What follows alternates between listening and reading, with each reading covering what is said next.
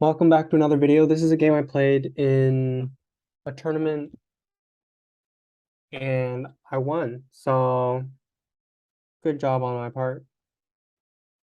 I was losing this game. So I play the Queen's Gambit and I play this side line variation. So basically in the Queen's Gambit, he can take me, but I get the center. So you're gambiting a pawn and getting the center. So most people decline this. He plays c6, which is called the Slav defense, but he ends up playing it the wrong way. After he takes my pawn, so we develop our knights.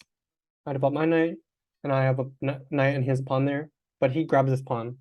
And as you can see, there's 14,000 or 16,000 games from this position, 18,000. And most people play a4, but only 875 people, or total of 875 games, haven't played where e3 is played. And it's totally sound, so not sure why more people don't play this. I'm attacking his pawn with my bishop now, and most people want to defend the pawn, and that's the best move. So after he defends the pawn, I go a4 and undermine his pawn. So if he takes, then I get this great center. I get my pawn back, and I have two center pawns, and he only has one center pawn. So he doesn't want to do that. And instead, well, actually, he plays bishop f5. So he was supposed to defend the pawn with b5, but he didn't because I played the sideline and he didn't know the move.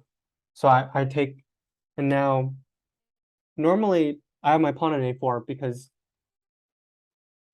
in the actual Slav, a4 is played, bishop f5, e3, e6, bishop c4, and I have this move a4 in, but that gives him the b5 square for one of his knights or bishops. So in this position, I never played a4, so I just have a free move where I didn't weaken my position by giving him this hole on b3 and b4.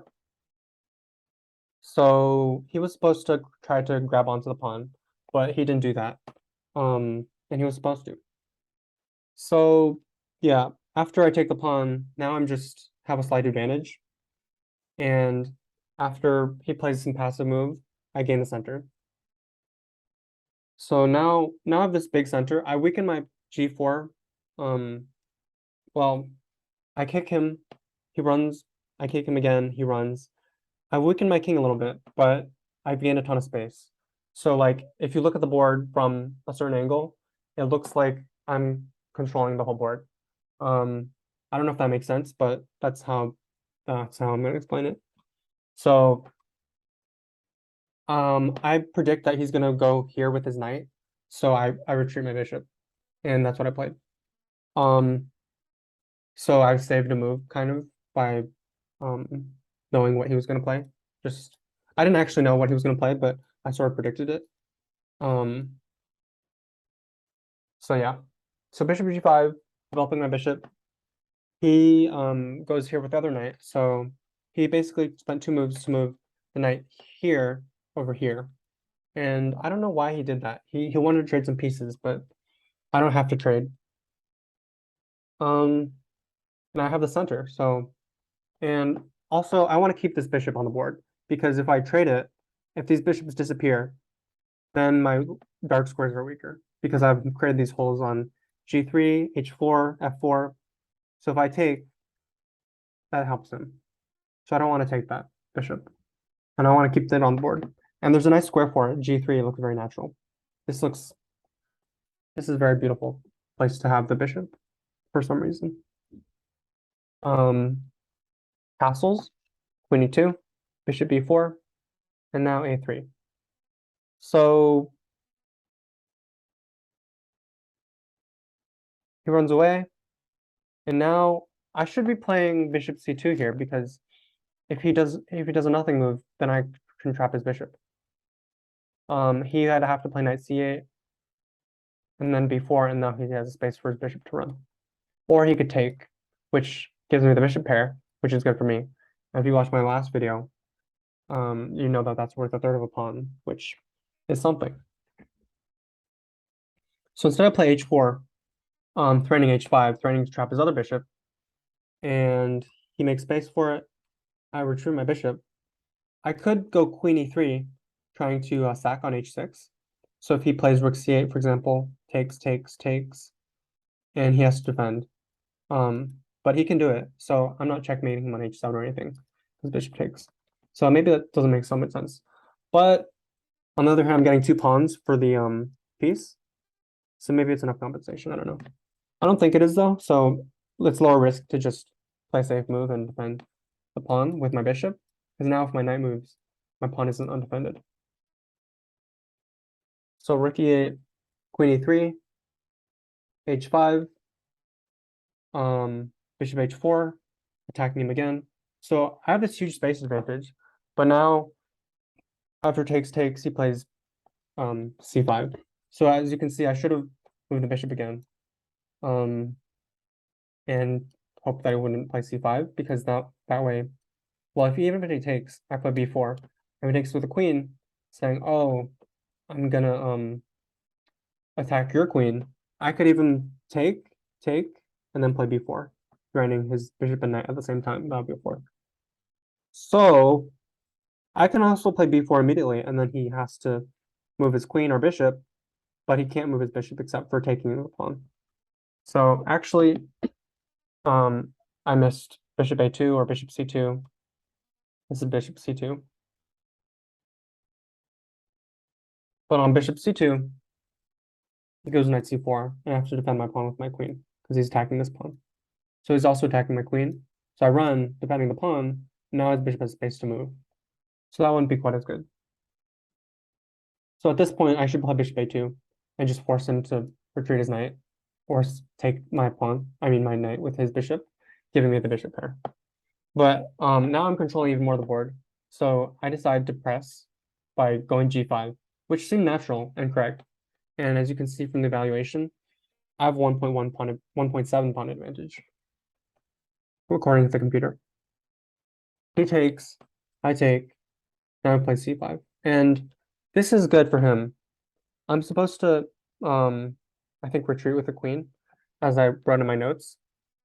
But I play d5, getting space, because I have so much space already. And now he gets some counterplay. So he takes my bishop. And now it looks like, and it's correct, that my position is kind of falling apart. My pawns are isolated. This pawn is hard to defend. And he's gonna grab this pawn if I don't defend it. So I can't even play h6 because the rook takes. So if I play e5, he takes my bishop, which was pinned. The pawn was pinned. So yeah, I have to find something. And I attack his rook. He can't take yet because my bishop is on it, and rooks are worth more than bishops. So he can take, but it's just not good for him. So he attacks my queen, and after I go here, goes bishop f5, and I trick him. I attack his rook with f4, and he should take and follow this variation. It's very complicated here. It's very messy. I take his rook, he takes my bishop, and now he has to evaluate this position. I said I should lose from here, but I don't even know, because I have 2 rooks, and his queen is passive, and my rook is really like, I don't know. It's just a very interesting position to evaluate. But he didn't want to do that. He wanted to retreat his bishop. But first he attacked my queen. He wanted to retreat his rook because rooks are worth more, but it turns out that that's less good for him, and that gave me the advantage back. So instead of recapturing the piece, the position zug, and now he has to deal with my threats, which are the piece, which I'm still attacking, and the rook. And it's this very interesting square of pieces. So even if he moves the bishop, I take his rook. So that's attacking my queen, but I deal with it by taking his rook, capturing it. f6, queen g2. So now I've got 3 pieces defending the pawn, and he can't take my weak pawn anymore. And he retreats, but now I take him. And I have a big space advantage. He trades rooks, and I take with the bishop, because this rook is defending this pawn, and I didn't want to lose it. Rook e1, bishop e1, and queen a3. So this position is evaluated as equal, roughly equal.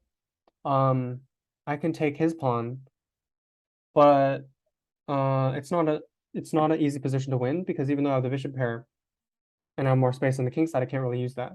But if I take with the bishop, he goes check, I bring my bishop back out into the game, and now I can start pressing because this bishop is going to get into the game, and his rook is aiming at nothing because my bishops are controlling all the squares. So queen f7, he tries to trade queens. I say no, and I start to bring my pieces in. So his knight is very passive. His rook is aiming at nothing, even though it's got this open file. And these pawns are actually very annoying because they control all the squares. They control this square, this square, this square, this square, this. So white is better. And the computer agrees. So a4, bishop d4, knight retreats. I'm getting my king out of the way because it's just a little exposed because all my pawns are advanced. And he should go knight h7. Well, no, he can play knight h7 and try to come to g5, pinning me, but I go king h3. So just going over that again. If I go like bishop d3, he goes knight here, and I can't take because the queen is pinning my pawn to my king with the queen. So knight h7, it's just a very passive knight because he can't go to f6 anymore because he played f6, this pawn. b6, rook g1, king h7, h6, and now I start to break through because if he takes with the king, I checkmate him. And if he takes with a pawn, I go here, and I have checkmate on 2 squares, and he can't defend both squares at once. So that was just a very easy way of knowing that it's checkmate because, well, he can go here with his knight, but I take it. That's the only way to cover both squares. He can block, but I take it, and then checkmate him. If he like moves this knight, defending this square with his queen, I checkmate him on g8. And if he defends g8 by moving, well, he can't defend g8. So yeah, there you go. So that's why he didn't take. He goes to defend the pawn, and I found a way to win by just bringing this bishop in and now trading the pawn. After he takes, I go check and check. And he doesn't have a good way to block except with the knight. And now I just take with a pawn after trading. I could take with his knight here, but then he gets this pawn and it kind of annoys me. So instead, I just said, I'm just gonna take you first. And now check. And now when the knight moves here, I can take, and he's pinned. So if the king moves, I take. And now my pawn is defended because I checked him before taking the knight. So instead of recapturing right away, what I did was played an in-between move again by doing this combination of moves. And now I'm up a piece for nothing. And I have these 2 really strong bishops. So he decides to try to check me and try to go for a perpetual check, which would be a draw. But it doesn't work for him because he flagged actually. He lost on time. And it makes sense though because the position was very complicated. I had so much more space and it was very cramped for him. So it follows the story makes sense. He didn't have very much space, and then we had this complicated position where I was attacking both pieces at once, even though I was down a piece. As you can see, if you confuse your opponent, sometimes they make a mistake and they help you. And that's what happened. So gradually I improved my pieces and I exposed his king too much. And then he played his only move, king g8, and I checked him and he couldn't block correctly with a pawn or anything. So eventually I played an in-between move and checkmate. Well, no checkmate this time. But if he goes here, I can block. And a queen trade is winning for me because I'm up a material. And if he goes back, then I checkmate him. And if he runs away, well, I check him and take his queen. Discovered check. Well, actually, it's not a discovered check. It's a discovery because I'm discovering my bishop on the queen and he has to deal with check. So I take his queen afterwards. That's pretty much it. He can go here. That's his only move, but I still trade queens, and I have two bishops for his knight, and this should be an easy win.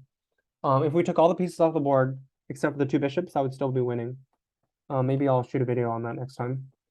Also, the bishops are stronger, and even though he has this pawn, I'm just gonna take all his pieces because his knight is trapped on the edge if he takes the pawn. And this bishop defending the pawn just allows me to move my king wherever I want. And his king is stuck defending the pawn before I queen. So he has to block me from queening. But I can just as long as I don't stalemate him, I'm winning because I'm gonna queen one of my pawns eventually. This pawn probably because he can block this pawn almost forever.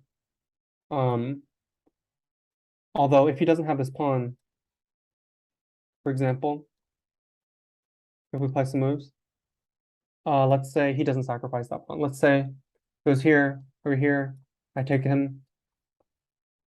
I go here. He has to move the king eventually because his pawns are not going to be as strong as my bishop. And then I queen. So if the there's a position where if I have only an H pawn, if these pawns are off the board, if I have an H pawn and my bishop is the wrong color, so if I have a bishop and a pawn, there's actually a position where if I have a bishop and a pawn, it's a draw. But I have these, it's not on the H file where he's blocking me, and there's no stalemate. So I would explain that in another video, but here I'll set it up.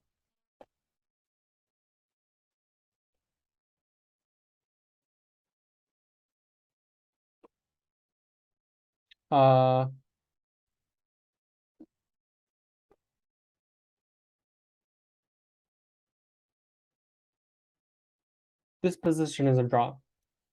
Even if I have a bishop and a pawn, as long as his king is in the way. So like this position is a draw. This position is a win because I can get his king out of the center, of the corner. But this position, oops, this position is a draw. And as you can see, the computer understands it. So this is equal. This is winning. Equal, winning. Just to show you why this is a draw and why the other position is a win. As long as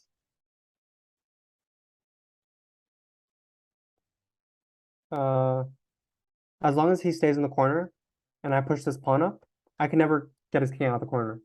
And because his king stays in the corner, if I try to come up with my king and have my king here, for example, it's stalemate and he can't move his king. So when it's your move and you have no illegal moves, it's a draw, even if your opponent has extra material. So that's just one thing to note. So even though it looks like white should be winning, it's a draw. And this position is a win though, because I can get his king out of the corner with my bishop, because my bishop in this position is the right color square, and this position is the wrong color square on the queening square. So this pawn has to queen for me to win, and a king and bishop by itself is not enough to win. So that's some endgame tips for you. If you like this video, don't forget to click the like button and subscribe. Thanks for watching.